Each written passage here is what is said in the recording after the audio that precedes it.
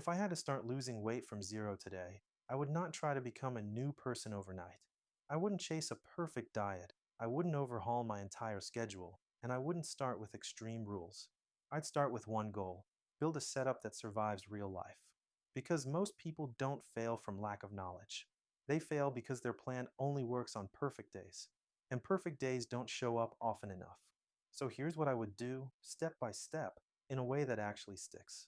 First, I would stop thinking in the whole month and start thinking in the next 7 days. Not forever, not a transformation story, just the next week. I'm not trying to win the whole year. I'm trying to build momentum. And momentum comes from defaults. The meals you eat when you're tired, the choices you make when you don't feel motivated, the environment that makes the good choice easier than the chaotic choice. That's why the first real move is not the gym. It's not a new supplement. It's not a strict meal plan. It's groceries. If your kitchen is chaos, your eating will be chaos. So I do a grocery reset with a simple rule. Pick a small set of foods that make good enough meals almost automatic.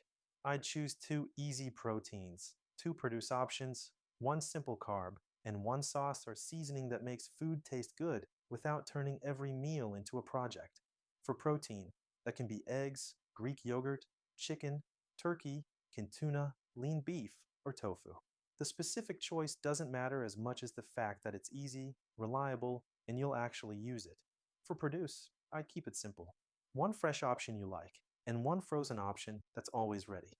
Frozen vegetables are underrated because they're consistent, cheap, and they remove friction. For the carb, choose something you can portion without thinking too hard. Potatoes, rice, oats, or bread can work, depending on your routine. The point is not no carbs. The point is carbs with structure. And for the sauce or seasoning, pick one or two that help you stay consistent.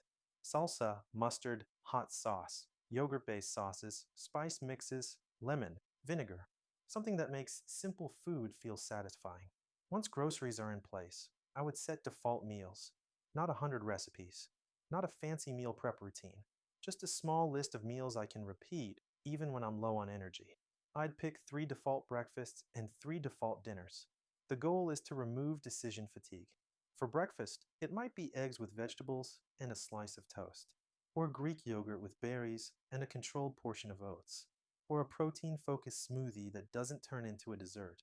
For dinners, it might be chicken and a big salad with potatoes, or rice with tuna and crunchy vegetables, or a simple bowl: protein, vegetables, and a carb, then repeat. This matters because the meal you eat consistently is more powerful than the meal you eat perfectly once. Now, here's the simplest rule I'd use to control appetite without tracking every calorie. Protein first.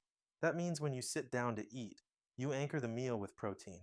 Not because protein is magic, but because it tends to make meals more filling and more stable. It reduces the chance that the meal turns into, I'm still hungry, so I'll keep grazing. So at a meal, I'd start with the protein portion first, then vegetables, then carbs. Not as a strict ritual, but as a practical pattern that helps portions behave. Next, I would remove two silent fat loss killers that don't feel like a big deal until they are. The first one is liquid calories. Sweet coffee drinks, juices, healthy smoothies that are basically dessert, and especially alcohol. These don't satisfy hunger the same way food does, but they add up fast.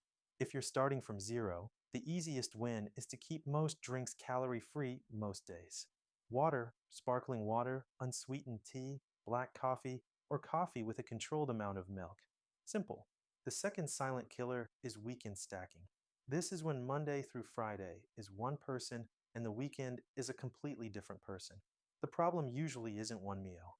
The problem is that one meal becomes a whole day, and the whole day becomes 2 days. So I'd use a simple rule: one fun meal, not a fun day. Enjoy the meal. Don't turn it into a 2 day slide. Now, what about movement? I would not start with workouts that destroy me. I would start with movement that I can actually repeat. Walking is the easiest, no drama tool. It supports routine, it helps energy, it often helps appetite regulation, and it doesn't make you feel like you earned a binge. So I'd build a daily walking habit, even if it's short at first. Consistency beats intensity. Finally, I'd set one calm weekly check in, not daily panic, not obsessive tracking, just one weekly moment to see if the system is working. That can be a weekly average scale weight, waist measurement, or how your clothes fit. The point is to look for trend, not perfection. And if progress stalls, I wouldn't start over. I'd adjust one lever, tighten the default meals, reduce liquid calories, clean up weekends, or increase walking slightly. That's how real progress happens. So if you're starting weight loss from zero, here's the entire plan in one sentence. Fix your groceries, set default meals, go protein first, don't drink your calories most days, don't let weekends erase the week, walk consistently, and check progress once per week. If you want the full written version, it's on my site. And remember, this is general education, not medical advice.